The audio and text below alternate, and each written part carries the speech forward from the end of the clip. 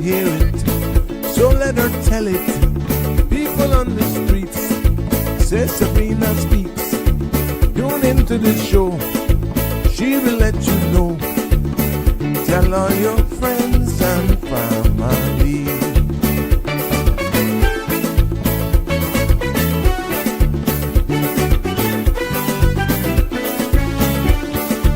Real talk is no joke. You get the news straight up from grassroots and concerns. You can hear with some people gone. So tell all your friends to tune in to Good evening, Cayman. I'm Sabrina Turner, and welcome to Sabrina Speaks, your daily dose of clarity, truth, and community insights. Every weekday from 5 to 6:30 p.m., we're tackling the issues that affect you, from national headlines to grassroots concerns. Whether you're in traffic or winding down your day, this is your chance to hear it straight and speak your truth. So buckle up, Cayman. We're not holding back. This is the show. We gotta let you know. Now we got to go.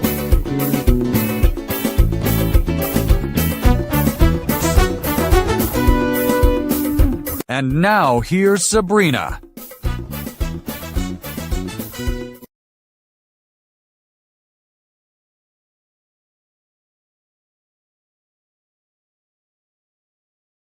Huge reboot. There I am. everything I wouldn't even say went down. It, like Sabrina, it's about time. Just reboot. And that's what I did. Welcome, one and all, to our friends and family near and far. How are you? Welcome to another episode right here on CMRTV.com of Sabrina Speaks, where we're voices of the islands, conversations for the world, and the podcast where voices rise, stories unfold, and inspiration definitely takes center stage.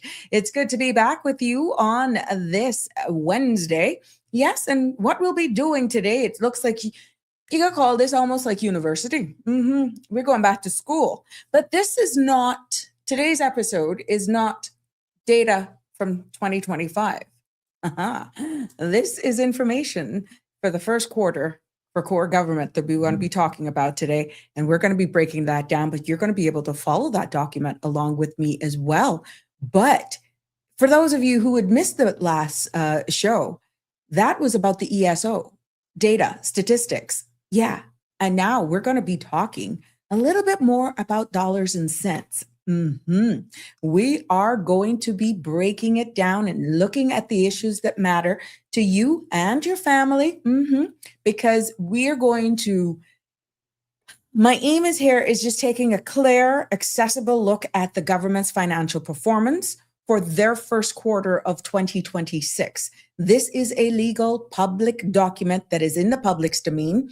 And what we're going to be talking about is about revenue, monies that are coming in, monies that are going out, the spending, cash reserves, debt, capital projects, as well as in this document, and what this all means to every Caymanian. I'm going to not be having any jargon. No politics, just the facts based on this document that's in the public's domain in as plain of language as I can get it in the time that we are going to be allotted. And as always, you know, the phone lines will be open for your questions and your comments as we get to dissect this document. But around 5:30, I'll be having a representative from UCCI join me, because this is a weekend of culture and celebration. It is a long weekend here in the Cayman Islands, and we're going to be hearing 2 days, yes, of culture, music, dance, color, vibe. Yes, what I'm talking about? Culturama 2026, and hearing more about that. But please do remember that the content you're about to hear, including any discussions or opinions from myself, guests, and our participants, is intended solely for general, informational, and entertainment purposes. It's not a substitute for professional legal, medical, or financial advice. I encourage you to consult with a qualified professional for specific concerns. Now, Bridge Media Limited and all its affiliates disclaims all liability for any decisions or actions taken in reliance on the information presented. And like I said, you can join in live, participate in this discussion, in this live broadcast. We are broadcasting live from 5 until 7 p.m., Monday to Friday, right here. You can join in, like I said, by calling 936-8255 to be a part of the discussion. I love your feedback. Definitely. I like when you participate. It doesn't make me feel so lonely. Not at all, which I know I'm not. A lot of you look at me, you tune in every day, once we're live, and you may not comment live, but I know you're here and you're getting the message, and I appreciate you whether or not you comment, because I'm definitely getting your feedback, and thank you so much. It means a lot to me. But before going into speaking to our guests, let's take a look at the weather report, the weather forecast, that compliments of our friends there at the Cayman Islands National Weather Service. Just taking us right into it. The synopsis is calling for light and variable winds are expected to continue for the next few days due to a weak pressure gradient across the Northwest Caribbean. Now, localized showers are possible during the afternoons due to light winds coupled with daytime heating. And satellite imagery shows scattered clouds across the Cayman area. Now, the forecast for tonight is calling for mainly fair skies with a 20% chance of showers. Temperatures will fall to the upper 70s and winds will be variable and light. Seas will be slight with wave heights of 1 to 3 feet. And tomorrow's forecast is calling for mainly fair skies with a 20% chance of afternoon showers. Temperatures will rise to the upper 80s with a heat index of near 100 degrees Fahrenheit. Winds will be variable and light, and seas will be slight with wave heights of 1 to 3 feet. There will be a high tide this evening at 7:46, a low tide at 1:50 a.m. tomorrow morning. Sun will set this evening at 6:51, and sun will rise tomorrow morning at 5:51 a.m. Now, the outlook, my friends, is calling for moderate winds and seas by Saturday as a high pressure system builds over the eastern seaboard of the United States. There you go.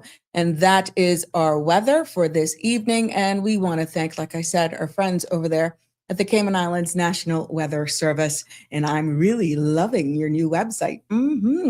Hey, Donnie, how you doing? Welcome. You're the first to comment this evening. You got any love to share with me this evening? Send them on through, because we're going into the news. Let's see what's news is making our headlines this evening here on Sabrina Speaks. Starting with local news. His Majesty Cayman Islands Prison Service has confirmed that an incident at His Majesty Prison Northward on Monday, the 11th of May, resulted in injuries of 2 prisoners. Officers identified the incident and responded accordingly to establish security and medical protocol. Now, both prisoners were assessed by on-site medical staff, then transported to the Georgetown Hospital for further evaluation, treated, and returned to the facility.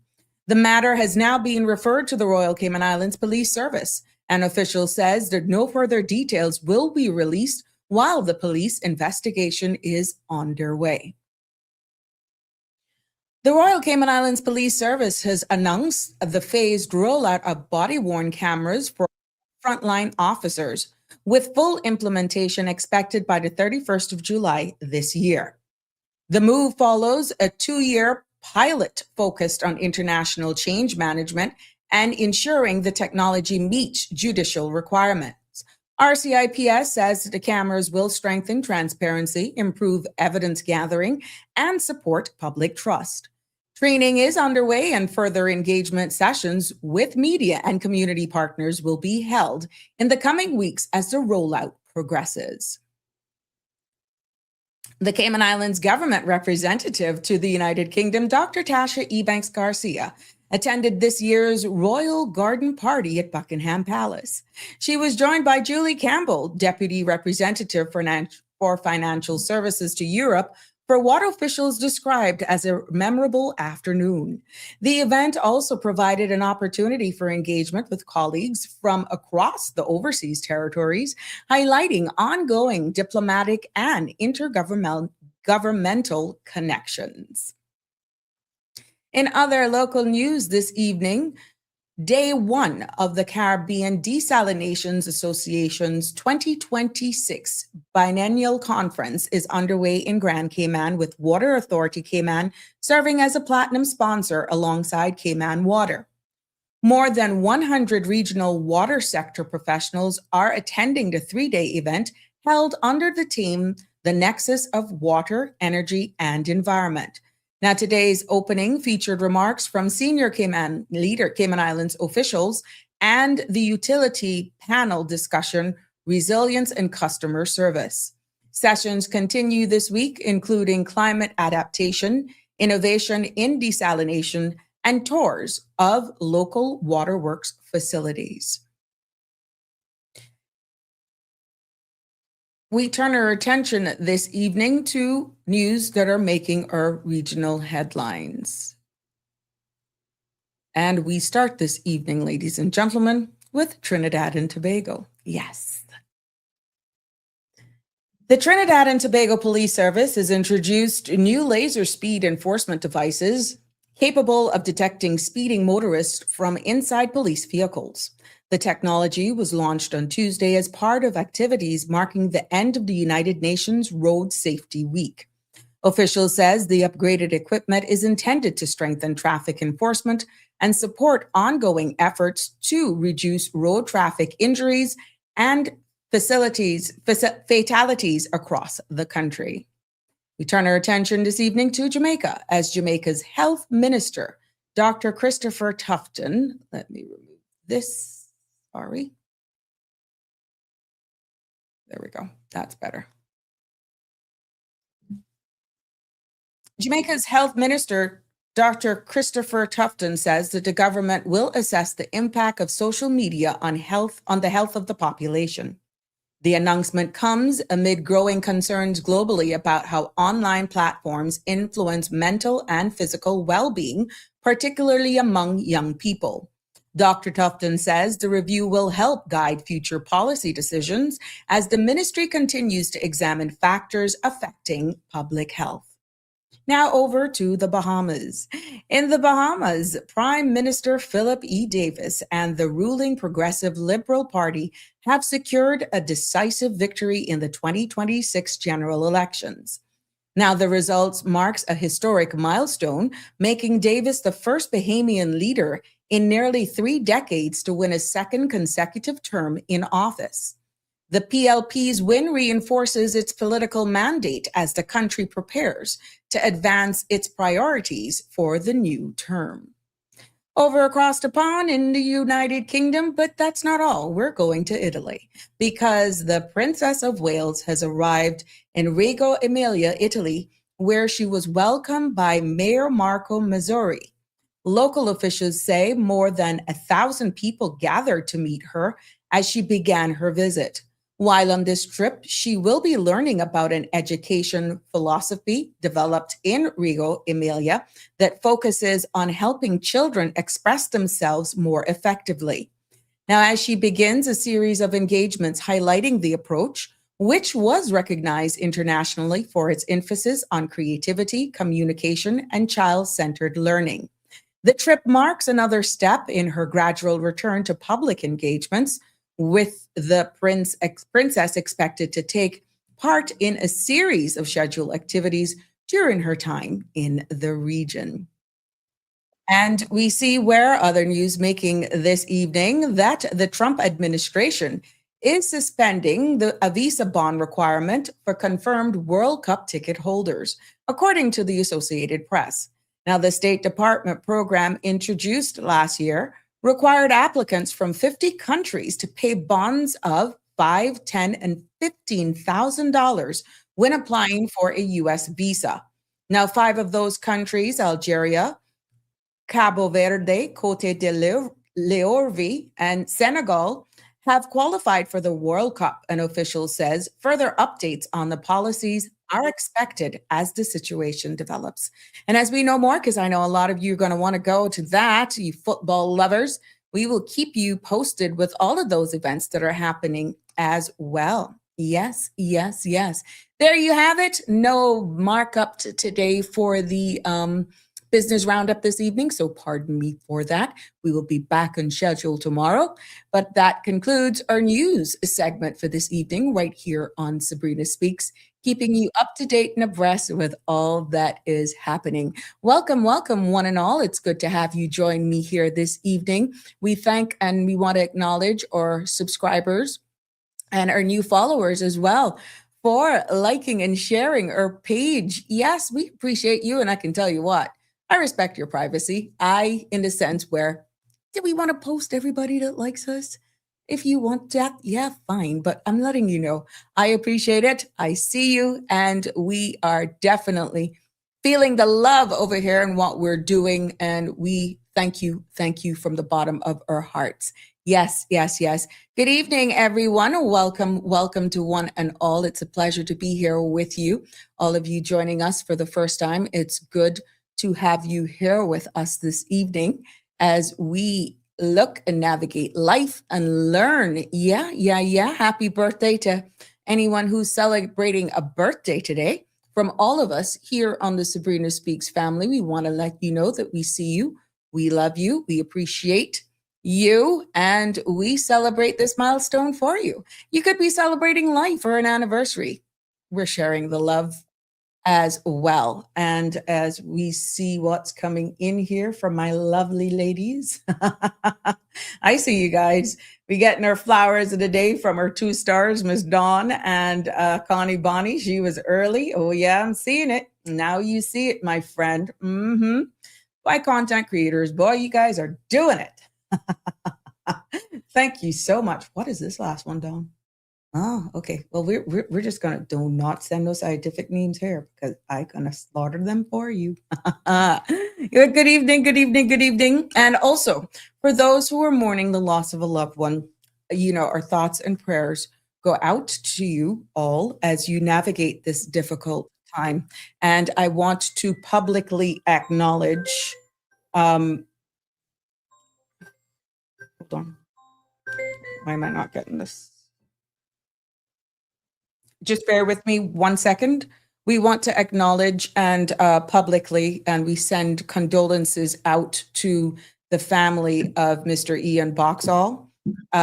He was a respected attorney, a jurist, and a philanthropist, and one of the early architects of the Cayman Islands financial services, and definitely the legal field as well. Now, he's passed away.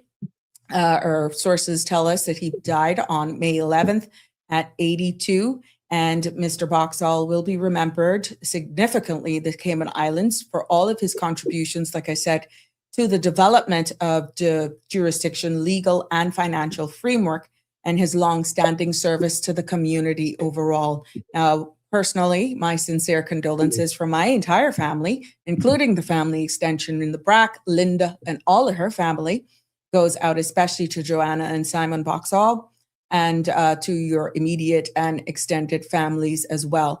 But more so from this public platform, we want to share and send our love and condolences to you all right there. And again, this is by extension to all of those who are mourning the loss of a loved one. Our thoughts and prayers are with you. But Mr. Boxall is known here. He's made Cayman his home, and his kids as well chose Cayman. You can't tell them anywhere else is home but right here. And our thoughts and prayers are with you all. Good evening, caller. You're live on Sabrina Speaks. I'm shouting out a happy birthday to my sister-in-law today, Diane Martinez. May God bless her to see many more. Okay, thank you very much for sharing that, Miss Diane. I'm not going to say her age, but today's her birthday. Okay. So. Yes, ma'am. Thank you so much for sharing that. Yes, ma'am. All right. Cool. Thank you, Michelle. Little more coming up, but August. Yeah, we know. Then mine in August. There we go. So you'll call us as that. You got a department locked. Another sister-in-law and another brother-in-law, but whatever. Yeah, no worries. We're here. Thank you for sharing it. A little later. There we have it. I'm just uploading the pictures of the day. And as we gather up here, ladies and gentlemen, yeah. So we got Connie and, oops, I doubled up that one. Connie was first to class with sharing her pictures today. her orchids, right? Is that what it is, right, Connie? I'll leave it to me. Okay, here we go.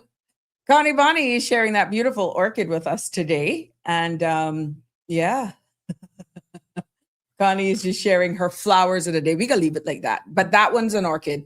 And I don't know what this one is. But this is an orchid too? Yeah. Well, okay, good. Yes. Thank you so much. So these are flowers of the day, compliments of Connie Bonnie in the house as well. And Donnie is sharing her love as well. This one is another one. Thank you for us for sharing the love there, hoping that that brightens everybody's day. And Miss Dawn, this is a lovely, Dawn, what is this? What is that one? Oh my. Yeah. We're going to have Dawn.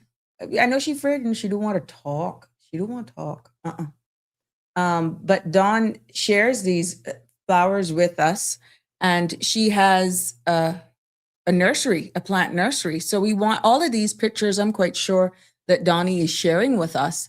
If you see any of these flowers, you know, I'm quite sure you can visit her nursery and you can get your hand on some of these beautiful flowers that Dawn has been sharing with us here.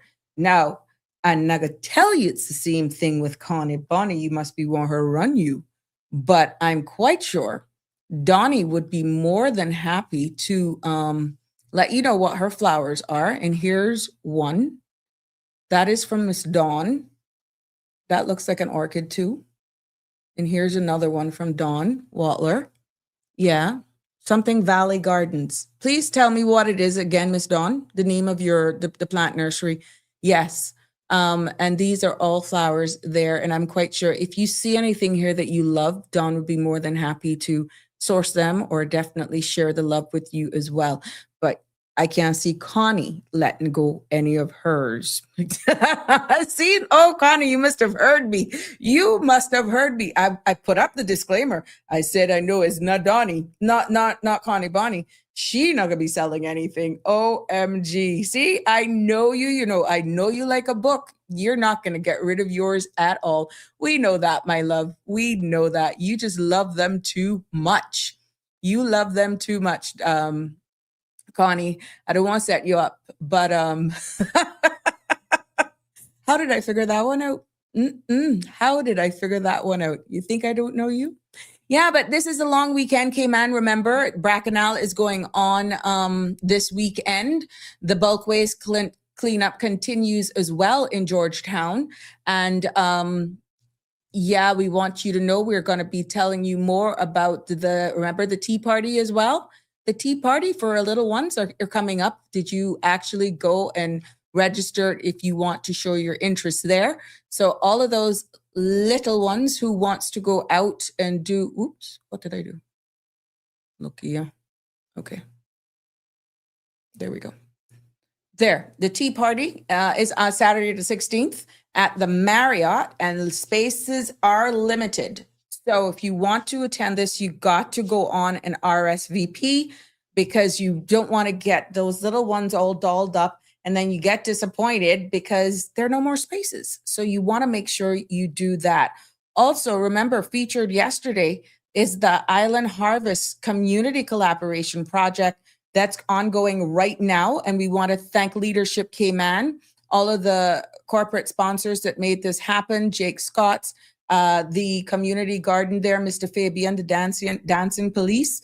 There will be, if you got a pound of fresh produce that you just actually deliver, there are 4 sites that you can deliver these, and then they're going to bag them up and they're going to take them, expand them straight out all over the island, deliver to our seniors and those persons in need. This is a huge class project of Leadership Cayman 2026. And the big day is on the 16th. You can go and you can purchase produce and you can drop them off at Hamlin's Farmers Market, the farmers market here, the Cayman Community Farm in Newlands, also at Cayman Cabana and at Thatch and Barrel out at Pedro are the drop-off locations. Now, even though the event is going on from around 8 o'clock until 1, you can still drop off these. Now, Kim and Brack, you're not left out. Please remember that. You're not left out of this at all. because you can drop off at Pioneer Bakery. That was stated by Luigi, and they will make arrangements as well in order to collect those produce from over there. So lots are going on. We know, like we said, Bracanal is happening. Culturama is happening here as well. 2 nights, but we're going to get some representatives here telling us about that event at the Harkwell Theatre. Tickets are available on Eventbrite, but I won't share too much about that because I want them to promote that. They're going to be here just going into it more with us in a few moments. Yes, Don, thank you for letting us know that. It's Green Valley Nursery. So Don has Green Valley Nursery here in the Cayman Islands. You can go down there and you can see what is going on there. So, yep.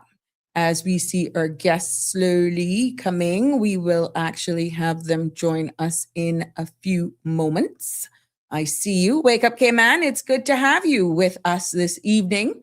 Andrew, hi, good evening. Blessed Cayman, he's saying. It's good to have you here as well. Damien is in the house. Good evening, all.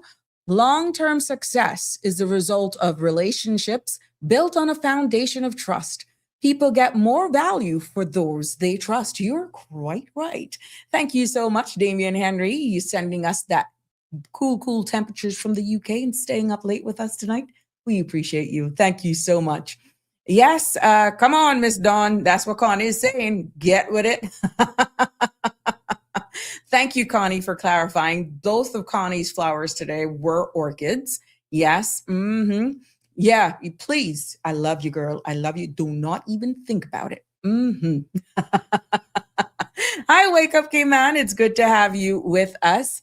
Yes. It's good to have you with us. And put you in the back one little bit. There we go. So be with you. Yes, it's good to have you.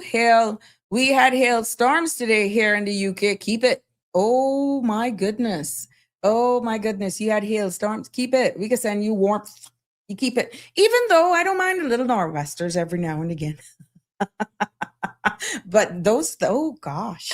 It's May, for God's sakes. What are you guys doing with that type of weather? I saw a blogger, a content creator who was just, he's like, I didn't sign up for this. Of course, his accent and the words were quite comical. He said if he had signed up for living in Antarctica, he didn't sign up for that. It's bloody May, but it was funny. It's funny. I just like that guy. He's cool. Hey, Miss Dorothy, how you doing? Where's North Carolina love today? And Aliano's late to class. Wonder what he's up to, giving some trouble. But Miss Dorothy, it's good. It's good to have you with us, my sweet. And it's good to have all of you here. Remember, the phone lines will be open. 936-8255 as we continue to showcase, highlight, and prepare for the long weekend that's coming. Yeah, because it continues as we continue to celebrate here. Bracanal Culture Day as well. And then we got the Human Library out at Georgetown Public Library. We got so much, and we're going to have representatives telling us more about this because I know some of the members bad. Yeah, some of the members is bad, just like mine. But we're not going to make you miss out on this. We're going to make sure we keep you up to date with all that's happening. And we make sure that we can share all of the pertinent information, get the people who got the connect to tell us as well so that you don't miss out. And you know what I want to encourage all of us to do for all of these events? Please, please, please make sure you all wear your pride and wear your shirts.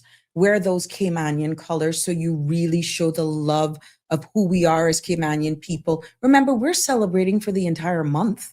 And we already heard the unfortunate statistics about our percentage and our numbers. Well, you know what? Because we are low in numbers, that's why you want to be branded to let them know who we are. And where you go, you show that Cayman pride, loud and strong and bold and proud wherever you go. Yeah, I want us to do that.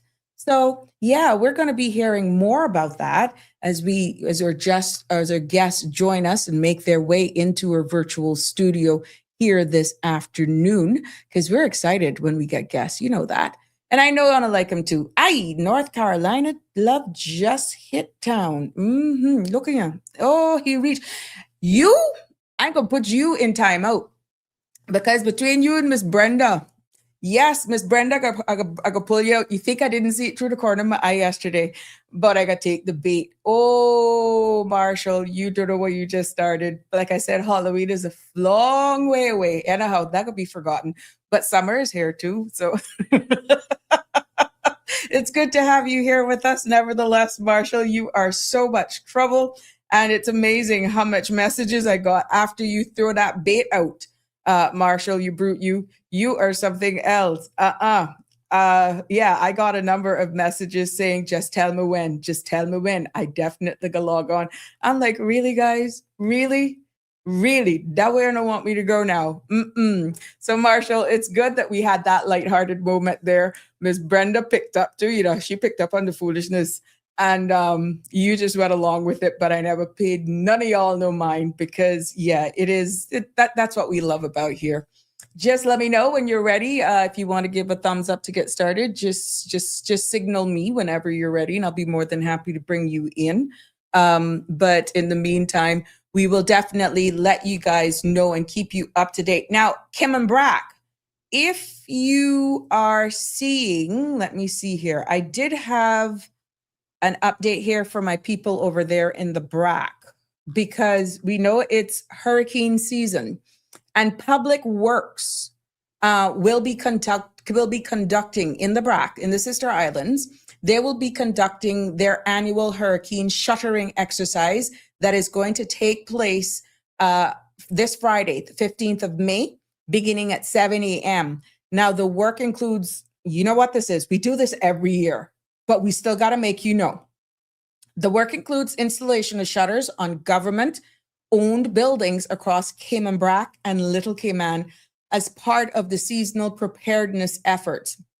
And what you will notice during this exercise is that the Public Works Administrative Office will be closed. Normal business hours will be scheduled to resume at 8:30 a.m. on Tuesday the 19th. So if you see all of the PWD workers out there and they're shuttering up, no, you didn't miss a broadcast to say, well, oh my gosh, tropical system is coming. This is our preparedness. Anybody who's here should know what that is all about. So hint, if you see those activities going on, we know that you're going to get extra traffic over there this weekend because of Bracknell. So just don't be caught off guard with what's happening on the civil service side of things. And the men there are going to be busy, but the buildings will be reopened as usual on Tuesday because we have a long weekend here. Yeah, excited. Hey, Miss Gladys, how are you? Watching from? Yeah. Oh, really? Nice. Thank you so much, Miss Gray, for joining us. See, I tell you, we're not limited here. We're not limited at all. We reach near and far. UK, New York, Long Island, New York is in the house. Thank you so much. Definitely showcasing you here on the Sabrina Speaks platform. And we're sending you tropical love because I know even though you have hot days there, it can still have cool nights, but nothing beats true tropical wind and atmosphere from all of us here. And we are celebrating who we are as people and loving every moment of it. Yes. And we, again, at any point during this conversation or the discussions, although we'll be promoting this event, letting you know, we'll be sharing a lot of information coming up in a couple of minutes. The phone lines will be open. 936-8255. I see you. I'm coming. The phone lines will be open to take your comments. Just be cognizant of the time. And only thing I ask is that you keep on topic so that oh Lord, look at who we just unearthed. That you keep on topic. And be respectful. Look at who just popped in, the one, the only Cameron. Okay, what going on now? Black traffic, lights don't work. Just go on through. Oh my God, Cameron, where have you been? OMG, they put out all sorts of APB, and boy, you answered. Oh my God, welcome back, welcome back. It's been a minute, but you're back. Darn right, we're loving every bit of who we are. There we go, the one, the only Cameron. Well, ladies and gentlemen, let's get, because we have our guests here as we highlight and showcase this section of our show. And we're so happy to have joining us this evening to tell us more about Culturama 2026 that takes over the Harkwell Theatre for not only one night, but two spectacular nights of artistic expression. And yes, I'm talking, this is a long weekend here in the Cayman Islands. I'm talking about Saturday, May the 16th from 7 p.m. and on Sunday evening, May 17th from 6 p.m. They're going to be celebration continues into the second evening, and both nights are going to be filled. We want that, we want it filled to capacity. And we want you to support UCCI Dance Group, dance company, and the Cayman Islands National Cultural Foundation, and the Ministry of Education and Training. We got all of our sponsors on board as well. But you know what? I am going to make our guest tell us more. There is a cost, though. Tickets are $25, and you can go on Eventpro for this, and if you want to enjoy this experience. So yes, without thumbs up, you give me a thumbs up. We're good? Yeah? Okay, let's go. Let me bring our guests in the studio. Welcome. Miss Tanissa, good evening to you, my sweet. How are you? Good evening, Sabrina. I'm wonderful, and good evening to your audience as well. It's so good to have you joining us. Let's see if Mr. Glenn, just give me a thumbs up if you're ready. Yeah, I'm hearing you. I'm ready. Can you hear me? Oh, good. I can hear you loud and clear. Fantastic. A black screen, but we can hear you. That's all that matters, I guess, right? Yes, absolutely. Oh, my goodness.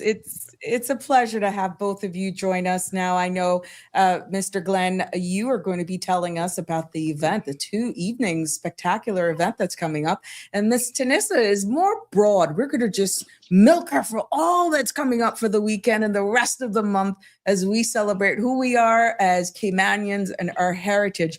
But Mr. Glenn, it is it's a pleasure to have you on here to help us showcase, highlight, inform. And if people didn't know this was going on, tell us what's happening, because this is 2 days of a spectacular event that's happening. And you're from UCCI, one of the key partners in helping to bring this event to life. Tell us more.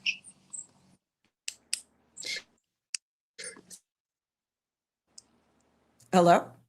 Thank you so much, Relations. Sure. Can you hear me? Yes. Oh, great. I'm so delighted to be given the opportunity to come and talk about this most incredible show that is about to hit our cultural platform here in the Cayman Islands. We've got 2 shows on Saturday, one on Saturday and one on Sunday.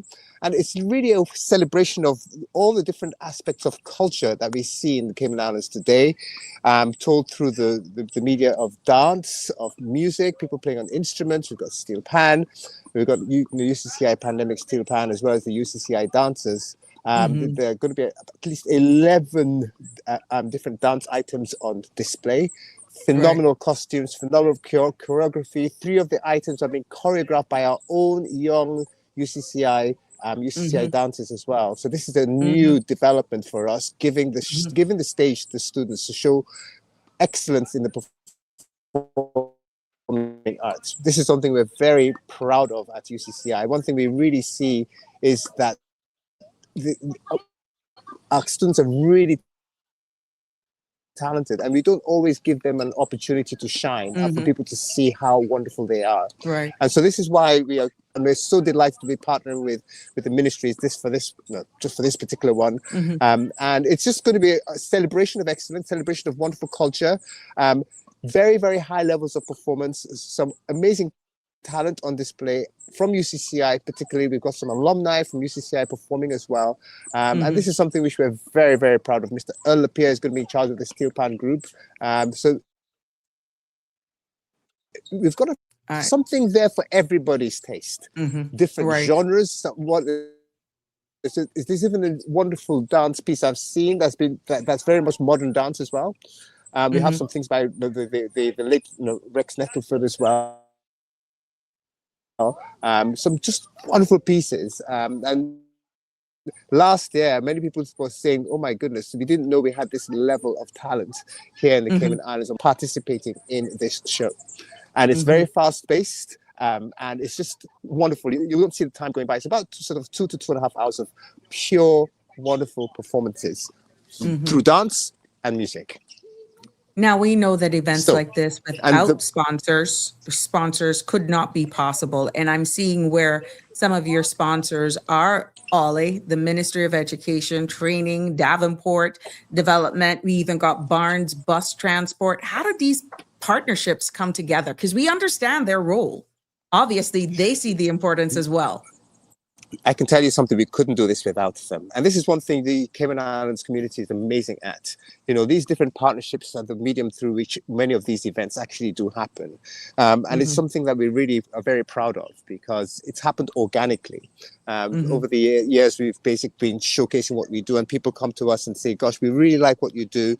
We'd really like to sort of explore the synergies between what the different parties do. And this is how it's been made possible, really. Without the support, this wouldn't be happening to this kind of level.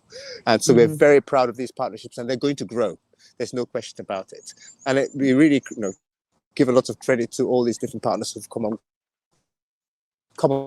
on board to help us make this a reality. And really, many of them believe in our young people, and that is why a lot of this is actually happening as well. I think they think the young people need to be supported. We need to show excellence amongst the young people in the arts as well.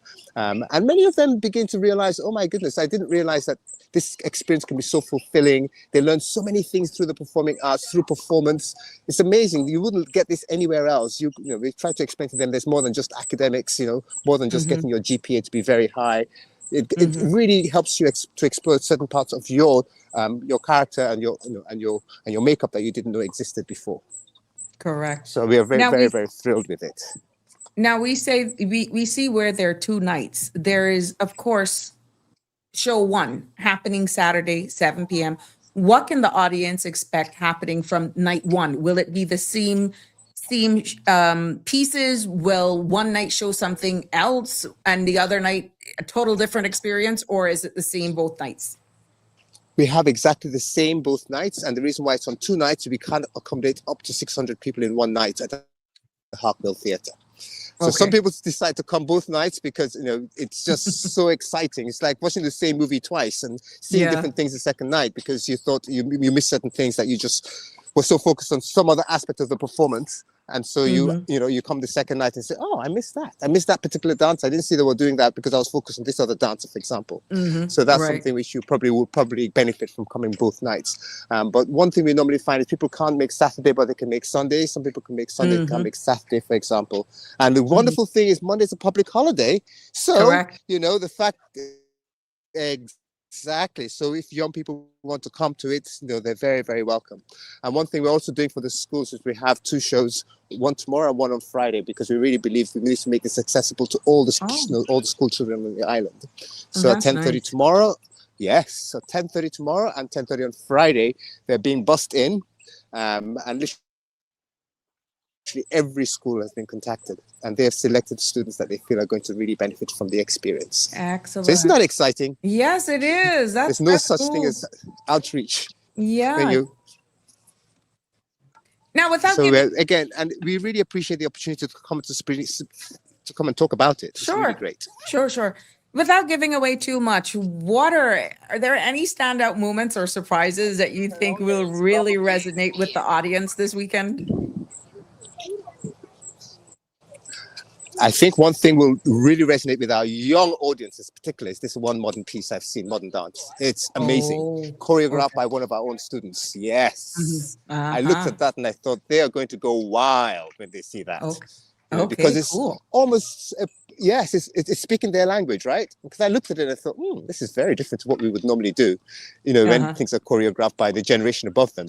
So this Correct. is great. This is really exciting, and it's a natural expression of what is relevant to our young people today, and that's something which I'm really looking forward to as well.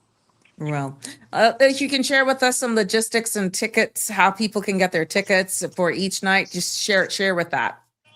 Can you Some share? people can go to event Pro. They can get tickets on Event Pro. They can also get tickets at the door as well. But it's something that we really are looking forward to, welcoming as many people who are able to come as possible. Okay, there we go. Well, if there's any So just additional come along information, with accommodation. sure, yeah. But beyond the entertainment of Culturama, that has strong educational value. And I'll just ask you this one before I let you go, or to just do a wrap up. How does this event overall just support the literacy and creative development here in Cayman? Because I think people come just looking to be entertained, but it's much bigger and deeper than that. Way deeper. Some of the stories that they're telling through performing arts are just so deep, so thought-provoking. And I'll tell you something, tomorrow for the children's shows, we're incorporating a Q&A for 15 minutes at the end of the show to enable the children to ask the questions that have been raised by what they have seen. Because there's always going to be certain things, certain compelling and thought-provoking things that they're actually going to witness and experience. And they will inevitably have questions. Of course. Yeah. And this is because last time when we did this, they had all these questions, but there was no outlets. There are no outlets to act for the kids who are coming. So that's the educational component that we're really looking forward to seeing. Wow, I'm just so happy, because if we're trying to learn about who we are as culture or heritage, so this is a wonderful event. And it also can give those children that opportunity as well, to connect with their heritage and identity, all in art form. So there are lots of takeaways. Incredible takeaways. And like I say, many people don't know what they're missing until they see it, if that makes sense. So for example, you go to the show, you think, oh my goodness. I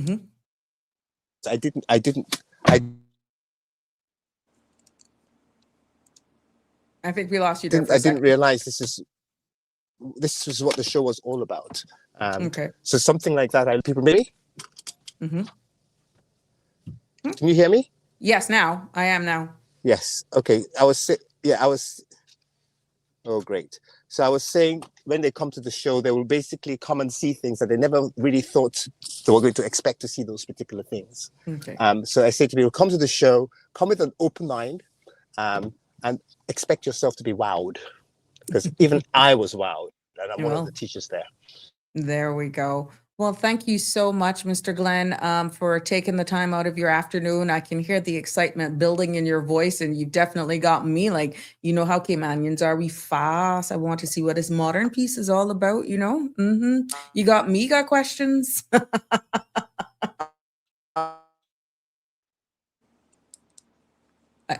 Hello? Yeah, I think your connection there we're losing you for the connection. Yeah. Got you back now. You're back. Hello?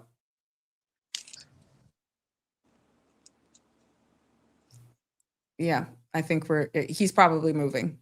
Yeah, I think we might have lost Glenn. Yeah. Mr. Glenn, if you can dial us back in, if anything, but I think that was pretty much his wrap up. But excellent. Thank you for joining us, Glenn, if you're hearing me. And we will continue with the discussion, and I wish you a successful show. We'll continue here on this platform to promote the event as well. Thank you so much. And you now, Mr. Nissa. Yeah, we can milk you for what it's worth for the rest of the month. But an amazing partnership with UCCI. I mean, they are going to do some amazing things this weekend. I can't wait. And as Glenn said, they have an education part of it as well, where the schools are going to have their own private shows. So we're excited to be partnering with them this year. Yeah. Let's catch up before we look forward because there are lots going on from a tea party to all the stuff that we have happening here. Let's catch up. How has it been going? Because we're mid-month It, already. it has been tiring but exciting at the same time. We're just back from Cayman Brac. We went over there to do our family fun day on Saturday, as well as and a gospel concert on Saturday night. And Sunday we went to church in the Brac. So the Brac was not left out. We did our services over there. We were able to carry some of the excitement and joy and share with that community over there as well. Mm-hmm. And then, of course, Emancipation Weekend was a busy weekend for us as well, with the event out town, as well as our church service, which was held this year at the John Gray Memorial Church, which was Mm-hmm. an amazing service. We were so grateful and thankful that they were able to bring in the services this year. Okay. And what is there? There is a long weekend coming up, and I have some of the image here, one of the flyers for sure, because I know, and I need you to elaborate on this because you know us, we just like to show up.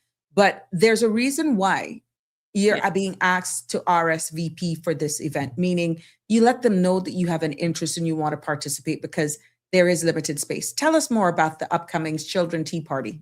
There is limited space. So one of the things in Cayman, we always have had garden parties and tea parties. That's part of our culture and heritage as well. So we wanted to introduce our young people to that, particularly with it being Child's Month. We've partnered with the Department of Children and Family Services to offer something unique and bespoke for the young people in this community. So for children ages like 7 and up, their parents are encouraged to register for it, as well as to accompany their child to the tea party. So it's going to be a tea party, a couple little games, a couple little surprises as well. But it starts at 1:30, and we anticipate being finished around 3 p.m. 3:30. Okay. People want to linger a little bit, but we Right. encourage people to register. You can find the link via the ministry's page on social, whether it's Instagram or Facebook. Okay. And here's a portion of the event. I have the other page as well, page 3. Just letting people know that we got the Bracknell Culture Day that's happening. You can start from the 14th. That's tomorrow. Yeah, so we have, the Bracknell, we have Culture Day as well in Cayman Brac. On Saturday is the Bracknell Road March, as well as Saturday is a busy day. We start in Grand Cayman at 10 a.m. with the Human Library, as well as we have the Bracknell in Cayman Brac, and at 1:30 p.m. in Grand Cayman, we have the tea party. So it's a lot going on. It is. And then, of course, Monday is a public holiday, which we can all appreciate. Monday. So I think we will need to recover after another busy weekend. Yeah. Now, what's in store coming up? I know as we get these flyers and all of the PR stuff, we definitely will share it and let people know. Well, coming up, we have next weekend is the One Carnival, One Road, One Day, One Carnival, which is, something the ministry, we were able to broker that arrangement. So we're able to be on the road going in one direction, starting in Georgetown, ending on 7 Mile Beach with a concert afterwards. So we're excited about that, as well as we have, oh my goodness, what else do we have? On the 21st, we have a Flowetry night at the Cayman Collection Center. That is free to the public, and it's in West Bay at the location formerly known as the Car Museum. Right. So people are encouraged to come out and share their poetry, or just to come out and listen. So that is open to the public, and it's a free event. So, so we have quite a few things. And then, as well as we have the Cayman Drama Society will be starting with their show in the Heights as well in the last week of May.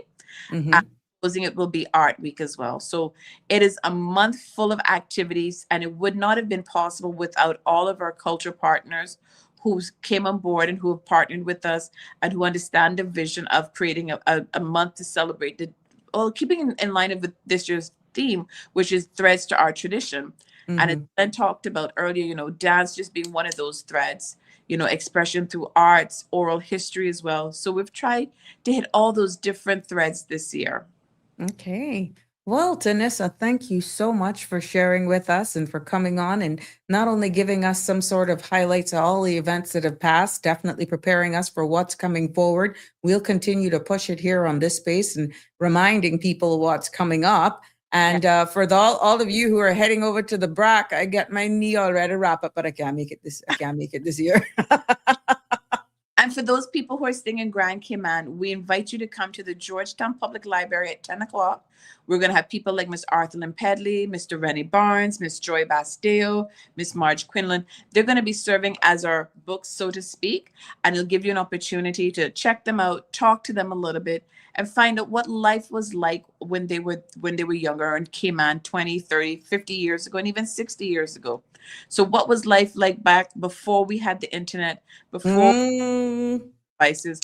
What did people do when they were younger to entertain themselves, playing marbles, gigs, whatever it might be? So it's a great opportunity, and it's a free event open to the public. Yeah. And we've tried to really keep our events free as much as possible, or at a very minimum cost to the public. And that is key. That's key, because no one should have any reason to say, well, I couldn't attend because it's my family of 3 or 4. We saw exactly how the gospel concert took off. Oh my goodness, that was huge. That gospel concert. Hello.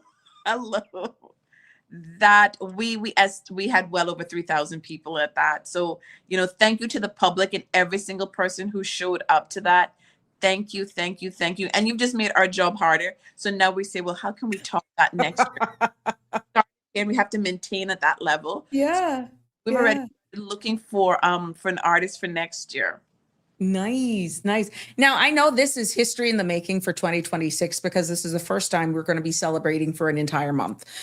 So for those of you who are like, oh my gosh, why didn't they kick off from the Friday night? Similar, like how we started off Pirates Week, maybe like a grand opening celebration. We can have some stuff in town, like what they did the Emancipation Day. Why didn't we start it off from the Friday and you go straight through the weekend? Look, this is a blank canvas.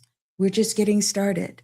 And I heard, I got to keep on this, because I have to advocate and speak up for my Sabrina Speaks family. They're really hoping that you all can have a long weekend every weekend in this month, but people are looking for it. I think our team will need time to recover, because we have been overtime for the entire month, but we absolutely love it. We love going out in the community, and really and truly, this bore from the community saying they wanted more opportunities outside of Pirates Week to celebrate and promote Caymanian culture and heritage. And so, culture and heritage it takes so many different forms. It has many different threads.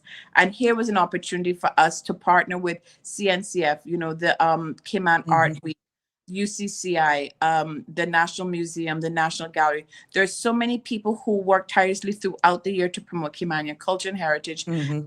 Without them, this would not have been possible. And it's the first time we're doing it, and I can just see it continuing to grow from strength to strength.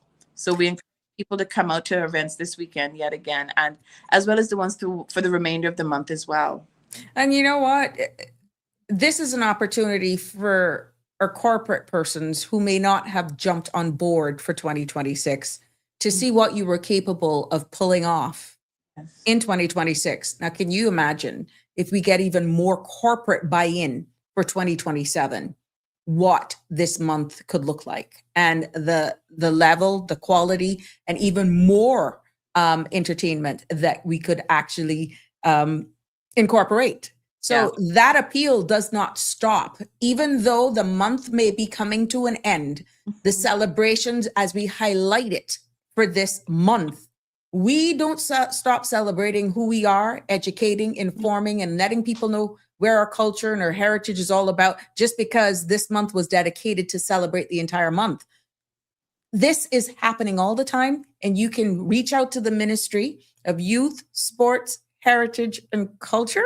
Culture and heritage. Oh Lord, I had a dyslexic moment there, but you get my point. Reach out to Ms. Tanissa. You want to jump on board to say, hey, we want to jump on board. I'm sorry, we just missed it for whatever reason. It wasn't budgeted for, but we definitely want to know what you got in store for next year. Let's get a start on it from now, so we can make that year the best year ever, even though this kicked it off. Thank you so much. A lot of hard work went into it. It would, like I said, it would not have been possible without an amazing team in the ministry, as well as our amazing partners as well. Every single work to make this month an absolute success. And, we look forward to next year. I mean, we've set the bar really, really high, and the public has responded. So they have pretty much given us the go ahead to say, yes, these are the activities we want. Please put on more. Like I said, the gospel concert blew us away. Like, I was getting reports from people that there was a traffic advisory. Like, we shut it down. Yeah. There was the RCIPS did a public traffic advisory saying, look, the capacity is full. You need to spill over. Can you imagine? We hear that for agricultural show, but for, you didn't expect it. And we had the junior Badabanu that took place earlier on in the day, but yet look at the crowds that concert drew, that it attract. It did. And so we're looking for, like I said, we've already started looking and brainstorming about who can we bring for next year, because, we've set a high standard. The audience expects this from us. Nice. And we're looking forward to the challenge as well. We love. Nice. Well, there you go. When a country comes together, all the people come together for a common good. And I'm hoping that you all are seeing exactly what you expected or you envisaged to become of this month-long celebration, and that, it only motivates and encourages you even more to look forward for what's in store for 2027. So Tanissa, thank you so much for coming on and letting us know what has happened, what to look forward to, and continue to showcase and highlight as we celebrate a month long of who we are as Caymanian people. Thank you so much, Sabrina. Thank you for your support as well. Sure, my pleasure. And anytime, if there's anything pop up, just jump on for 5-10 minutes. Sabrina Speaks is your home girl. Take care. Have a good evening. Bye, God bless. Bye-bye. We want to thank Ms. Tanissa and definitely our representative from the UCCI telling us about all the events that is happening this weekend. Ms. Tanissa is from the ministry, and she's just looking at it from a national perspective. And of course, one of the sponsors as well for Making Culturama that is going to be taking place this weekend. Yes, Saturday and Sunday, May the 16th and 17th at the Harkwell Theater. Tickets are $25 on eventpro.ky. So you want to go on and you want to purchase those tickets right now.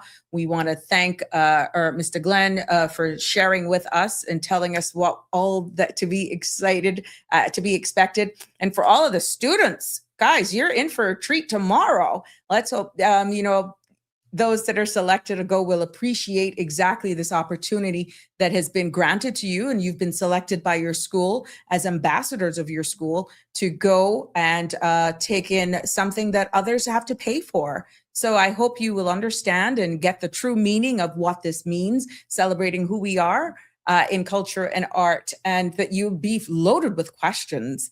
So yes, thank you, Ms. Tanissa Barnes, the ministry, to all of those partners and sponsors to make this event happen. And we want to thank you all for understanding the importance of this here for our people, our culture, and who we are as Caymanians. Welcome, welcome, one and all. For all of you who are just joining us, this is Sabrina Speaks. I'm your host, Sabrina. And yeah, in this final hour of Sabrina Speaks, we get to the substantive topic here this evening, because what we're going to be going through is an understanding. There is a public document that is in the public's domain right here, and what we're going to be doing this evening. Hey, UK's in the house. The United Kingdom's in the house. Where's Harry? Harry's been quiet. Yeah, Harry's been quiet. What's up, Harry? We miss ya. Or that cold got you locked in. Well, on this episode, for this final hour, we're going to be taking a deep and clear look into the Cayman Islands government's unaudited financial results for the first quarter of 2026. I need your full, undivided attention for this so that you will understand this is not background information where ESO, and I'll explain all of that, data is concerned. It's two different documents. This is a report that shows how much money the government collected, how much it spent, and what it costs to operate the country between January and March of 2026. Now, ladies and gentlemen, these numbers come straight from this document. And that, my friends, is the government's financial system, and from the chief financial officers across every ministry and statutory authority. And under the Public Management and Finance Act, this report that we have up here is something that, you know, at the end of the day, is in the public's domain for you to read and digest. And in accordance to the Public Management and Finance Act, these reports must be published every quarter in law. So now, like I said, what we did a show on yesterday, this is not the same as the ESO economics report. That ESO report tells us how the economy is performing. This report that we're going to be going through tells us how the government is performing financially. Two completely different things. So I encourage you to go get a cup of tea, whatever, because we're going to go straight into this, and I'm going to do my best to break it down to you. No spin at all, no politics, just clear information so all of you can understand what these numbers mean to you, your family, and the cost of running the Cayman Islands government. Okay? So I'm going to be, as I go through this document, I will be going through the slide one by one for you so that you can follow along with me, and it all makes sense, even if you have to realize, oh, you may have to zoom in on it for whatever reasons. So I'll be breaking this down in a consolidated format so that you can follow along with me. Some of the pictures and the grids, I will only speak to them. I will not be able to pull them up individually. So here you have the executive summary here on slide 5 that is on the screen. And that, my friends, is the big picture. And what this executive summary is saying is for the first 3 months of 2026, the Cayman Islands government here in this document recorded a surplus of $321.7 million. When you include the statutory authorities and government companies, the total surplus for the entire public sector was 328.1 million Cayman dollars. Now, that simply means, my friends, that the government collected more money than it spent during this period, and that the country's net assets now stand at $2.9 billion. That's 2.9 billion with a B. And government is holding over $722 million in cash, in liquid, by way and also deposits. Now, that, my friends, is the money used to run the country day to day and to respond to any emergencies in the event that we have one. What this surplus was actually $58 million higher than what the 2026 budget had expected. And the main reason that government collected more revenue than planned, especially from what we're seeing in this report, such as fees and duties and other conservative revenues, which I'll explain what those are. At the same time, we're seeing in this report where personnel costs and supplies were lower than budgeted as well. But listen, that was only because of vacant posts and delayed projects. So not everything came under budget. Let me just make it clear. Payments to statutory authorities, non-government suppliers, and transfer payments, which we'll get into those as well. Things like scholarships and social assistance were all higher than expected. So when we compare this year to the same period last year, we see where revenues, monies that government's taken in, are up by more than $70 million, while the expenses only rose by about 11 million. And that's why the surplus is shorter this year. And what this report does, it signals a caution. It signals a caution that some of the savings we see may not last for the full year. Vacancies eventually will get filled, and delayed projects could possibly move forward. So at the end of the day, it means that the country is financially stable at the moment. And what it means in this report for this first quarter is that government has strong cash reserves now, but it also means that the cost of running the Cayman Islands, the cost of running our country, continues to rise, and that we see the demand for public services, especially in social support, is increasing. And over the remainder of this show, I'm going to break that down for you so that we can understand exactly what this is. So pretty much that was what the executive summary was saying in somewhat of a nutshell to make it all make sense. At the beginning, you heard me talk about coercive revenue. That is here on the screen, and you see a pie chart as well. That, my friend, is the money the government collects, like I alluded to earlier on, from fees, duties, and charges. What we see for the first quarter of 2026 in this document is that the government brought in $605.5 million in coercive revenue. And that's $35 million more than the budget expected, and $71 million more than the same period the year before. What this document is also saying is that the biggest driver of these increases was from the financial service industry. Remember all of those fees that and those legislation that the financial service was actually bringing to Parliament. Now we're seeing the fruits of that labor because it's reflected in these numbers. And what we're talking about is fees from the mutual fund administrators, private funds, exempted companies, and partnerships, all came in well above budget.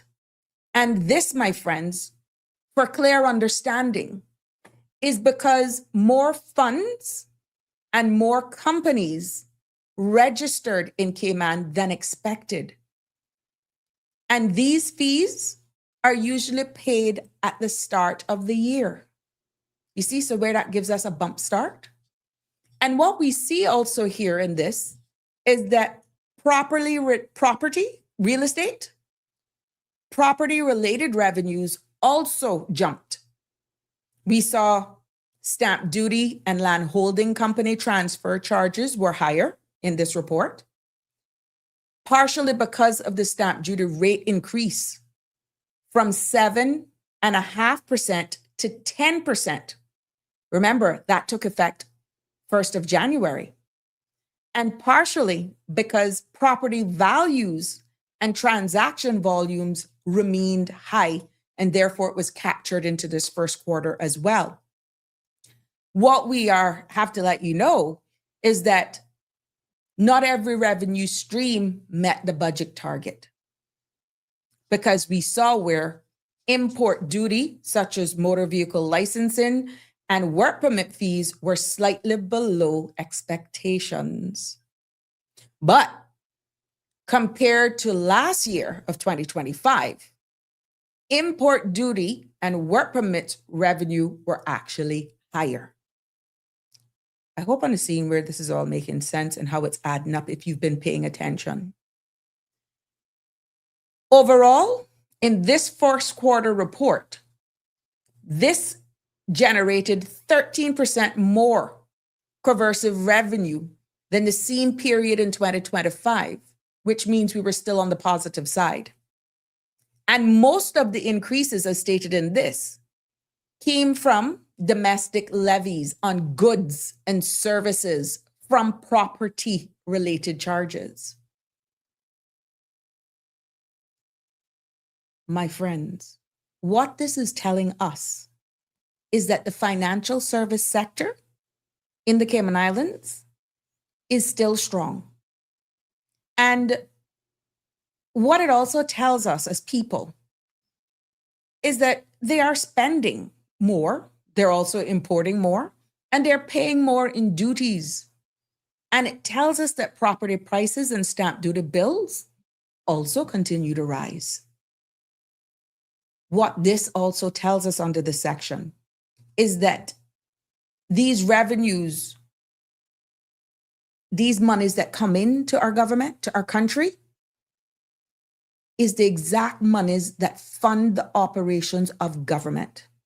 Everything from schools, healthcare, policing, and social support.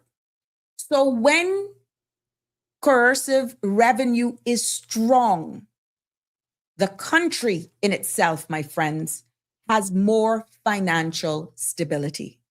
Where we should get a little concern is when we see it take a heck of a dip.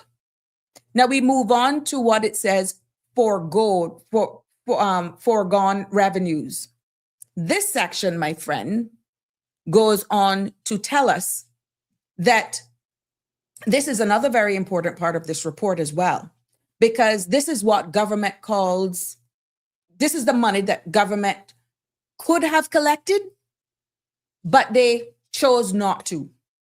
They chose not to either because the law requires certain waivers, or that there are legislation that requires certain waivers, or because the minister has the discretion to grant some sort of relief should their ministry allow them to do that. And some of the waivers that we're seeing in this document here are automatic. For example, stamp duty waivers for first-time Caymanian property buyers are written into law.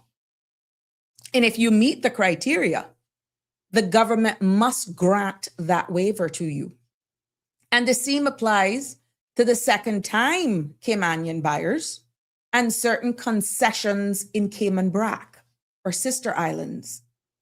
What we see now, whereas discretionary, are some other waivers. And these include discretionary, stamp duty on refunds, import duty waivers, and planning fee waivers. And my friends, these are granted on a case-by-case basis, depending on the circumstance. And what this first quarter report of 2026 is saying is that the government, our government, granted 189 waivers, with a total value of those 189 waivers of just over $3.08 million. Now, that is revenue that the government intentionally gave up to support maybe Caymanians buying property to encourage development, or to provide relief in specific situations as they deem warranted. But it is important to understand that every waiver has a cost. And when revenues are foregone, we see that the government collects less money overall. And then guess what? That in turn affects how the country funds public services. And publishing these numbers, I'm hoping in these documents, if you take the opportunity to read it for yourself, it helps every single person, helps the public to see exactly how these decisions are made and what they cost everyone in this country when they're foregone. Okay? We see where there's a section here, it's called sales of goods and services. Now, we see two smaller but very important revenue categories here. And what these are is that the government earned $12.8 million from sales of goods and services in the first quarter. And that's $1.6 million more than the budget expected, but about $1 million less than the same period last year. And my friends, what this is that these are fees collected when the government provides a direct service. And those includes things like inspections, certifications, or even the use of government facilities. And what these investment revenues came in, even though they came in much stronger, the government earned $6.3 million in interest and investment income, which is $3.4 million above the budget, as stated in this report. Now, what this is doing is that this is happening only because government is holding higher cash balances, and more of your money is being placed on deposit, which in turn is earning interest. So what this means, my friends, first, government services are still being used at healthy levels. Even if slightly lower than last year, what we're seeing, and the country's strong cash position then, with all of those balances in those bank accounts, is generating additional income. So our money that are in the bank is making money, which then helps reduce the need for borrowing. And what you think that does? That strengthens overall financial stability of our country. Yes. What we can see now as we jump on here to personnel costs, let's turn to two major spending categories. Yes, and we will go into that. Personnel cost and supplies and consumables. In this first quarter report, we are seeing where the government spent $131 million on personnel. Now that's $11.2 million less than the budget expected. Remember at the beginning on the executive summary, I said these savings didn't come from cuts. They came from vacant posts that were across several ministries and departments. And even with those vacancies, we're seeing where personnel costs are still $6.5 million higher than the same period last year. And what that is reflecting is salary adjustments, promotions, and increased benefit costs. We then skip on down then to supplies and consumables. That came in at $37.4 million, which is $11.6 million below budget. Now, the biggest savings were in professional services based on what the report is declaring. And what that is saying is only $2 million was spent against a budget of $5.4 million. And what that is telling us, my friends, is that at some projects and consultancy work have not yet started. So of course, it was untouched money. However, when you compare the figures for last year, supplies and consumables are still, listen to this, $3.4 million higher. And that is reflecting inflation and increased demand for services. What I notice is that the report makes one important point here. And the point that they're making is that these savings are only temporary. Because as the year goes on, guess what's going to happen? Vacancies are going to be filled. And what we're seeing, projects will come to a start. And guess what happened when those two things happen? Spending will move closer to the budget. So, two things that you all must remember here. First, lower spending in these areas don't necessarily mean greater efficiencies. It often means delayed in hiring and delays in project delivery. And the second, the cost of running government, the cost of running the civil service continues to rise year over year, even when quarterly spendings appears lower than expected. Yeah. Now, another major part of government spending is what we call outputs, and that's right there in the middle of the screen. And what that is seeing is that what that means is that this is payments made to statutory authorities. Example, Health Services Authority, CIAE. You understand? Example, they're the big names. These are government companies and private sector providers to deliver public services, right? So what we call outputs, just in case you missed it, are payments made to statutory authorities, government companies, and private sector providers to deliver public services.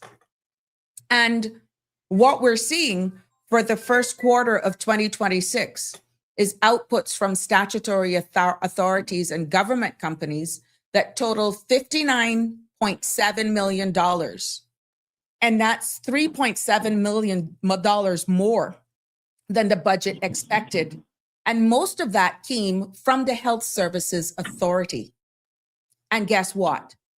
The spending on indigent care, geriatric services in this report exceeded the budget by more than $3 million, reflecting higher demand for health care among our vulnerable and elderly residents.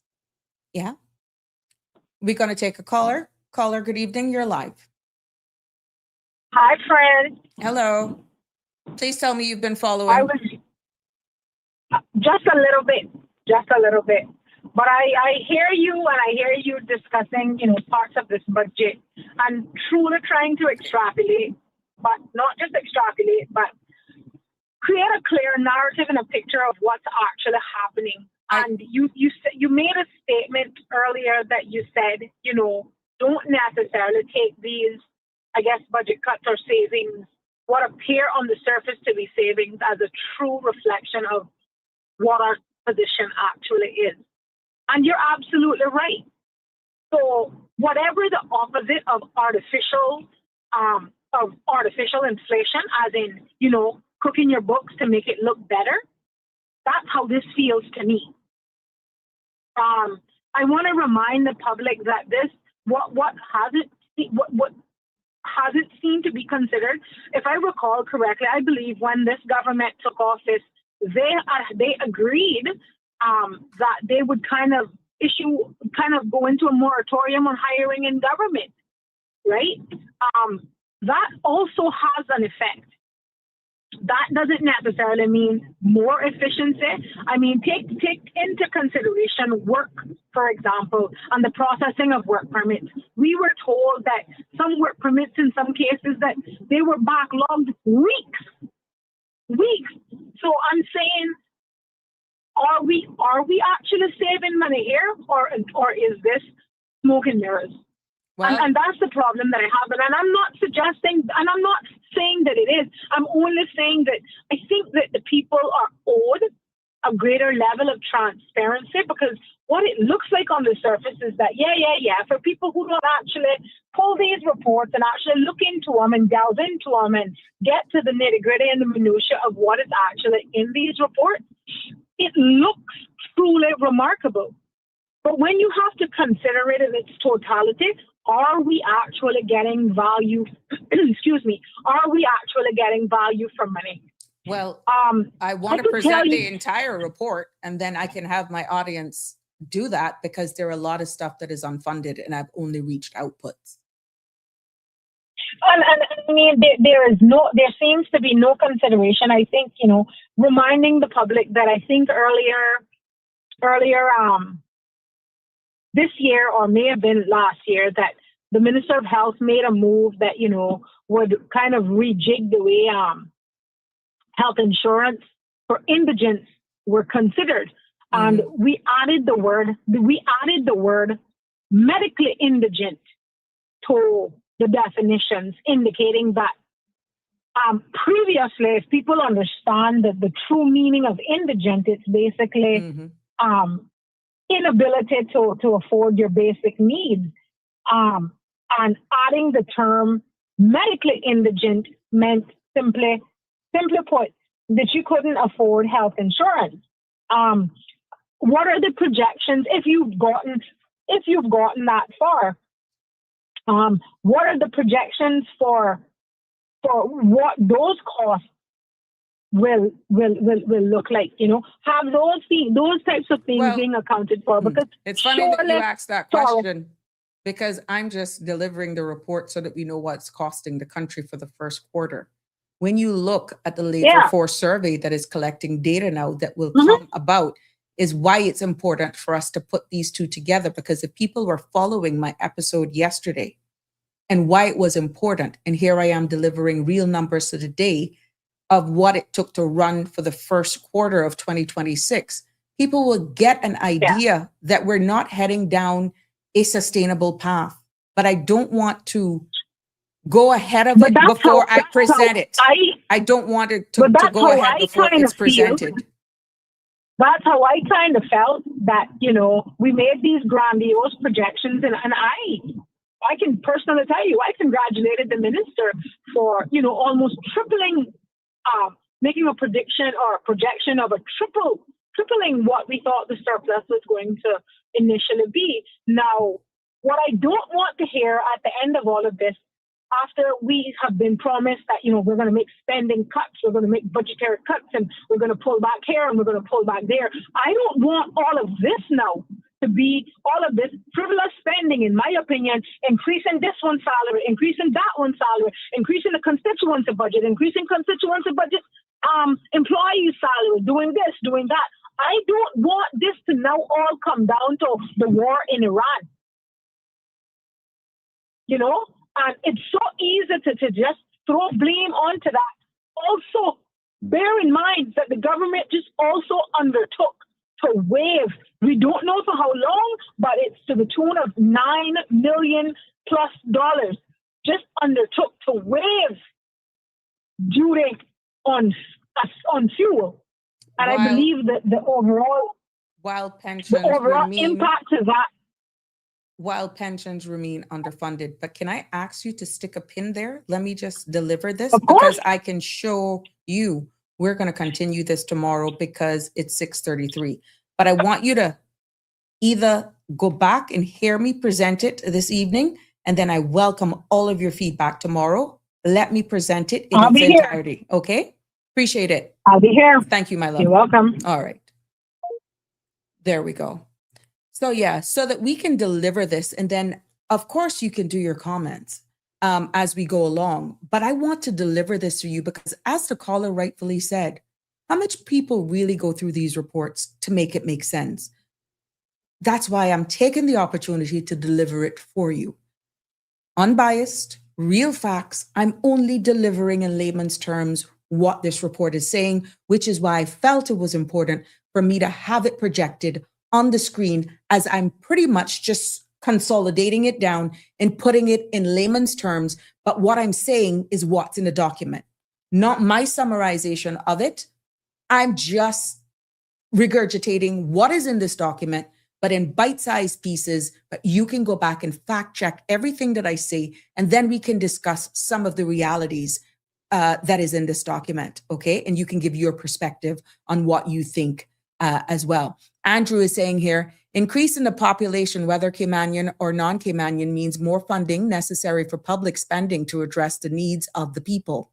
generating revenue to meet the demands when there is no forms of new mechanism or export manufacturing here in the Cayman Islands means we're heading towards taxation.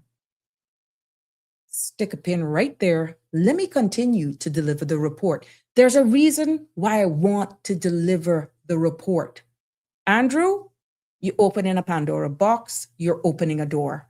But let's hear more of what is contained in the report. Outputs. Outputs, as you've seen here, is from non-governmental suppliers. Also came in, as outlined in this report, higher than expected. Higher than expected because we saw where the outputs reaching $23.3 million. And that's about $5.1 million above the budget. The biggest driver was tertiary medical care at local and overseas institutions.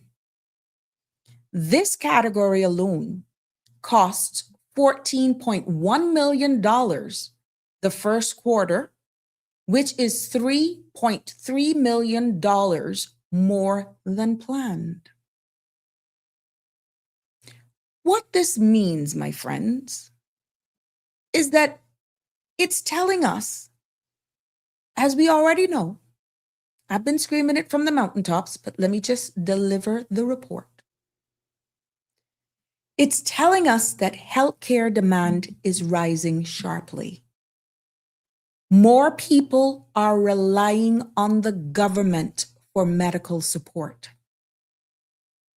especially indigent patients, elderly residents, and those who need specialized treatment overseas. And these costs are not optional. They are essential services that government must provide. But they also place significant pressure on the national budget. Remember when I pointed it out that the Minister for Finance cautioned the country. Go back to the parliamentary when this budget was being presented. Honorable Ralston Anglin cautioned the country. So as we continue to go through this report, what will be very obvious that you will see healthcare remains one of the largest and fastest growing areas of government spending. Bottom line. Let's look then at performances under statutory authorities and these transfer payments, right? These are another major part of government spending. And these payments are made directly. Yes, these payments, these transfer payments are made directly to individuals, either individuals directly or organizations. And things like scholarship, bursaries, and financial assistance. For the first quarter of 2026, we see here in this document that these transfer payments totaled $28.6 million, which is $8 million more than the budget expected. And the biggest drivers were scholarships and bursaries, which cost $12.7 million. And we see where financial assistance, which cost $8.9 million. Now, both of these categories, as declared in this report, exceeded their budgets. And what they reflected is a higher demand from students and from families who were seeking or needing support. But interestingly, even though the spending was above the budget, it was still $6.8 million lower than the same period last year, which may be due to timing difference or changes in the program delivery. Okay? Now we're going to turn our attention into the performance and our statutory authorities and our government companies, the SAGCs. And what we're seeing here in this document is that they recorded a combined operating surplus. Okay? They recorded a combined operating surplus of $6.3 million for the first quarter. Now, that is $7.4 million better than the budget, which had projected a deficit.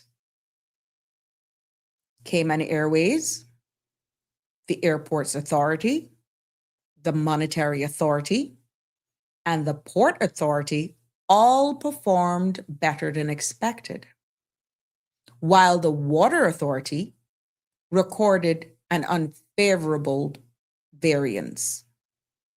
And what this means in this report, my friends, is two things. First, more Caymanians are relying on scholarships and financial assistance, which shows both increased opportunities and increased needed. And what we see, secondly, is the strong performance of key public authorities that should help stabilize government finances and reduce pressure on the national budget.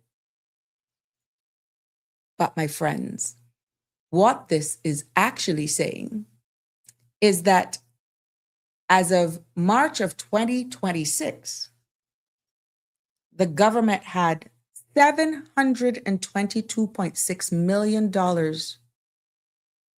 total cash and deposits. And this is made up of two parts.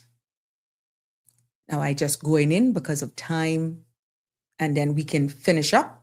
And I want all your feedback tomorrow because I need you to digest what this report is saying. Let's continue to go with the cash, and then we'll delve into the cash equivalents. Okay? Government's cash positions, as I said, as of March 31st, is that the country is holding a total of $772.6 million in cash and deposits. And 99.8 million of that is cash and cash equivalents. Money that can be accessed immediately. Okay? The remaining $622.8 million are all placed on fixed deposits that mature within 1 year. And because government is holding such large cash balances, what it does is that it continues to place more funds on fixed deposits, which in turn helps generate additional investment income. So our money is making money. Our cash is making cash. And that's why we're seeing investment revenues came in higher than expected in this first quarter. Now, what this means for each one of us and the country as a whole is that the Cayman Islands is in this report in a strong financial position, and that we have a significant cash cushion that can help protect us during this season that was fast approaching, hurricane season, possibly global economic shocks, and of course, unexpected emergencies. But it also raises, my friends, important questions. High cash balances can sometimes reflect delays, as we said earlier on, because of delayed hiring. Because again, delays in project delivery, or even lower than expected spending in key areas for whatever reason. So while in this report, it shows the cash position is strong, let me repeat, it doesn't automatically mean that services are being delivered at the level the public expects, as the caller alluded to. Are you getting value for money? Don't answer that question. Think about it, because I want to hear your feedback tomorrow. Yeah, because I want to go through with the report and look at the balances that connect these spending patterns, timelines, and overall cost of running the Cayman Islands government. Because you'll see in the middle of this page where it says borrowing, unfunded pension liability coming in at 156.1 million. So let's just slow it down before we get to the unfunded pension liability. And let's take a look at the long-term obligations. And that is the government debt, including that liability. What we're seeing is that as of March 31st, government's total debt stands at $497.4 million. Just over $50 million of that is due within the next 12 months. The debt balance is gradually declining. Yes, it's declining because government is making it scheduled principal repayments. And what we're seeing at this time, no new borrowings has been added to this quarter. The report in itself also highlights the unfunded pension liability for public sectors defined benefit plan.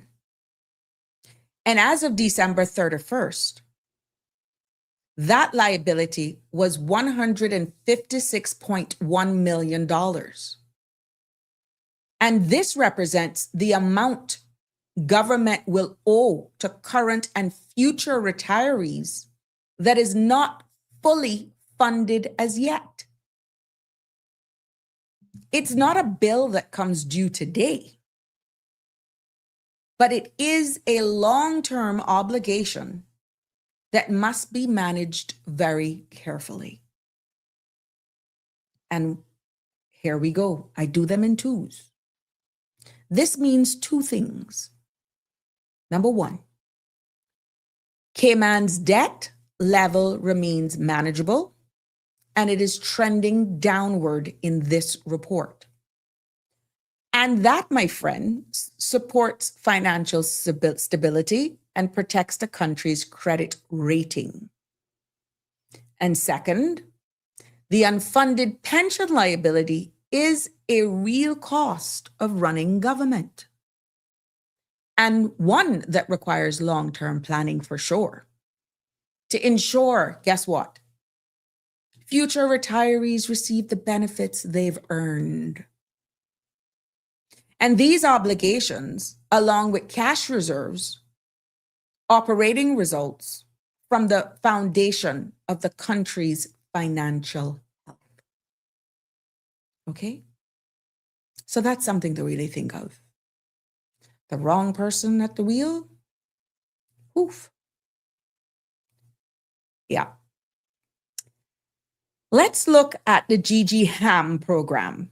Many of you may have heard that and say, what the heck is that? That, my friends, for those of you who don't understand those acronyms, that is the Government Guaranteed Home Assistance Mortgage Program. And that program was launched in November of 2007. That's how far back this goes. And it was launched to help Caymanians families qualify for a mortgage. And what it did is that it guaranteed a portion of the loan.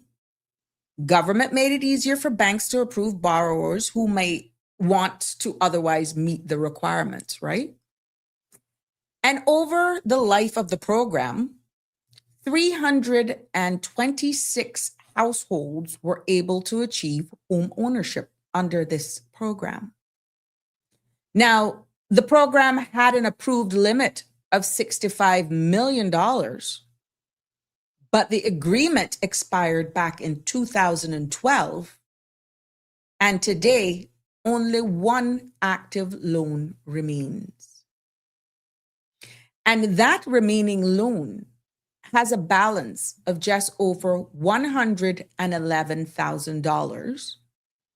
And government's contingent liability,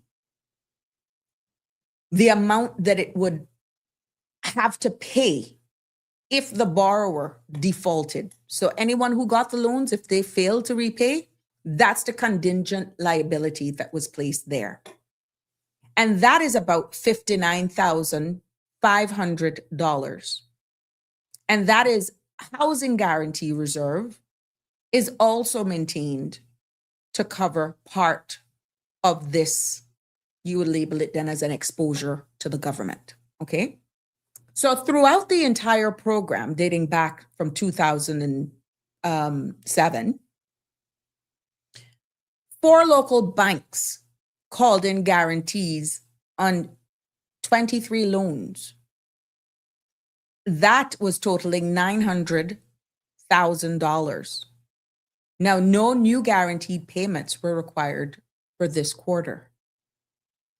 And the takeaway from this, my friends, based on this document, is that the GGHAM program helped hundreds of Caymanian families become homeowners. But, there's a but. It is now essentially closed, with only one loan still active. And what we're seeing here in this report is that the financial risk to government is now very small, and that the program's legacy is one of long-term support for Caymanian home ownership programs. So what you're seeing is that people are asking whether or not they would consider bringing this back. And what do you think about it? Write that question down, or your answer to that question, and you're going to tell me what you think about that tomorrow. Now, we also see where government guaranteeing a loan program, the GGLP, for medium and large businesses as well. And also in this, it said where it had a loan to Cayman Airways Airports Authority, a loan to the Cayman Turtle Conservation and Education Center. So let's dive into those sections as well, because these are financial commitments that government is carrying. Yes, government is carrying this on their shoulders. It's your money. Because the business loan guarantee programs and 2 major interest-free loans to the public's authorities. That's real. But first, what we're seeing with the government guarantee loan program for medium to small businesses, for history context, this, my friends, was introduced back in December of 2020. We all know what that was all about, right? And that was designed to help companies who were under financial pressure during the pandemic. And in this quarter, that is covered in this report, we saw where government partnered with 5 local banks and guaranteed 50% of each approved loan, up to $375,000 for medium-sized business and $1.5 million for large businesses. Now, 10 loans, as stated in this report, were approved, totaling $5.3 million. And the program closed in November of 2021. So no new loans at this time can be added because what? It's closed. What we're seeing in this report now is that of March 31st, the outstanding principal on these loans is $2.3 million. And government's maximum exposure, their liability, is about $1.1 million. Only one guarantee, as stated in this report, has ever been called, totaling $21,300, and that has already been paid. So government has also provided, as we move on, to 2 interest-free loans to public authorities. And the first is $50 million loan to the Cayman Islands Airport Authority to support major capital works at the airports. And as of March 31st, $42.8 million remains outstanding. Now, you heard all of the money that they made at the beginning. I need you all to keep following. The second is $10 million interest-free loan that was given by the government to the Cayman Turtle Conservation and Education Center. The full amount has been drawn down, meaning it's all gone, and repayment start date has not yet been sent. The key point, my friends, is that these loans and guarantees are part of the real cost of what it takes of running our government. And what these loans are doing: support businesses, protect jobs, and fund critical infrastructure and conservation works as well. But let me just say this: they also represent long-term financial commitments that must be managed carefully to protect the country's financial stability. Yeah, because you see what it's costing to run the country. The forecast, we're underfunding medical for overseas, for our indigents, for our elderly. We see underfunded pensions. Hello. And then you got statutory authorities borrowing. Yeah. That's real. That money has to be paid back some way, somehow.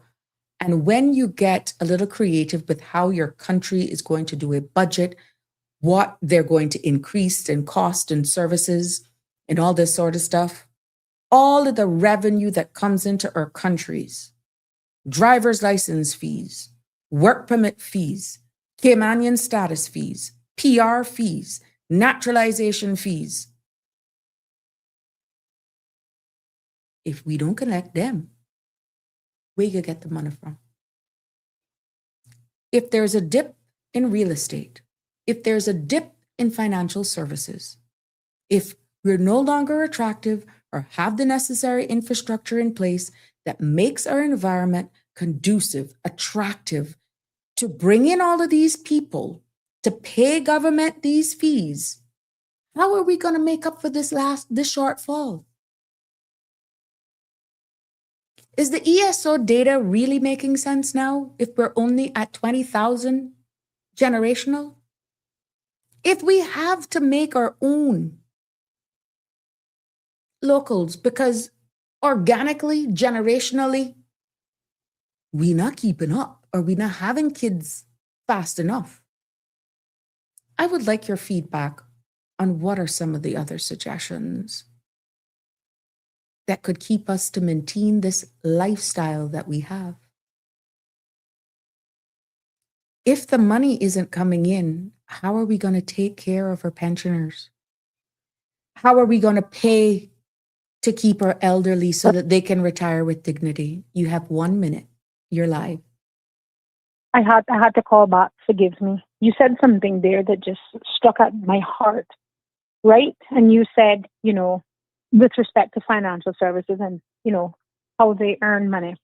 As someone who has worked in financial services for almost 2 decades, that's my bread and butter. That's my foremost expertise. Mm-hmm. I remember the Minister of Finance saying, when we kept, I think the head of the CEO for Cayman Finance, when it was announced that we would be increasing fees again, particularly to service providers in financial services, and he made a God-honest, truthful statement, which I had made years ago. We are going to kill the golden goose. We're killing the goose that lays the golden egg, right? I think the Minister of Finance, Honorable Ralston Mangan, got up and said it's a farce that we are going to keep increasing fees and that companies are just going to get up and move overnight. I'm not sure if he's worked in financial services. I have for almost 20 years. He's an accountant, but I don't know, because that statement didn't make a whole lot of sense. What's actually happening? He is correct to, in a sense, that no, these companies are not packing up operations and moving to other jurisdictions. What's actually happening are Caymanians, and talk about collateral damage and unintended effects. Caymanians are being displaced out of their roles in financial services because there is no requirement for these roles to be performed in the jurisdiction. There's no way to protect jobs for Caymanians. Those increases are being borne by these companies, and they are not passing it on to their clients. Who is actually getting the shit end of the stick are the Caymanian employees who work to keep that business going, right?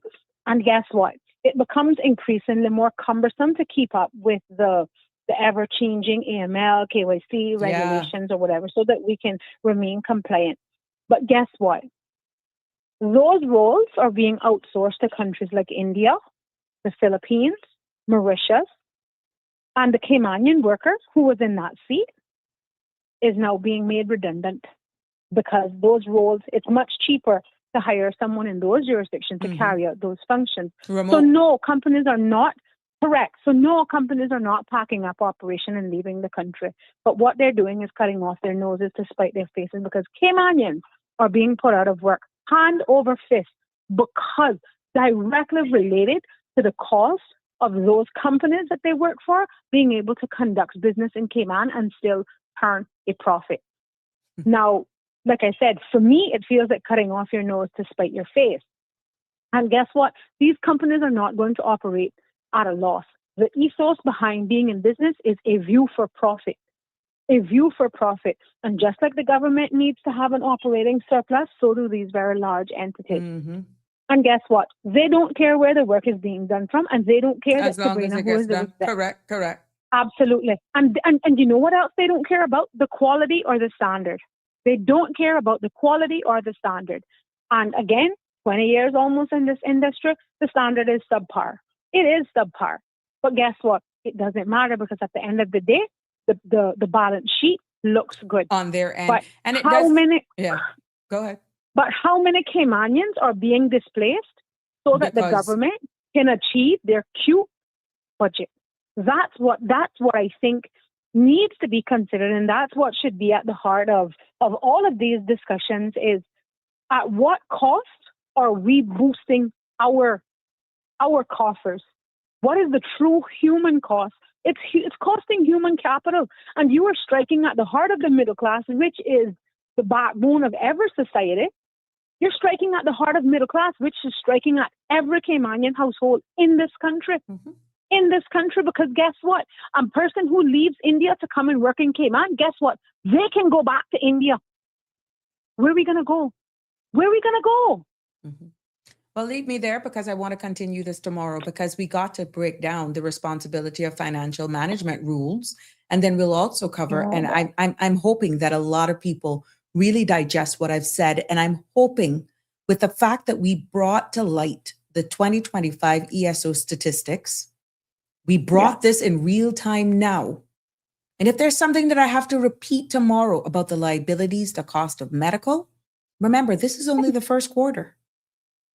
I'm only delivering it in layman's terms, but this are real numbers. Just to remind the public, the government can employ us all. They can't.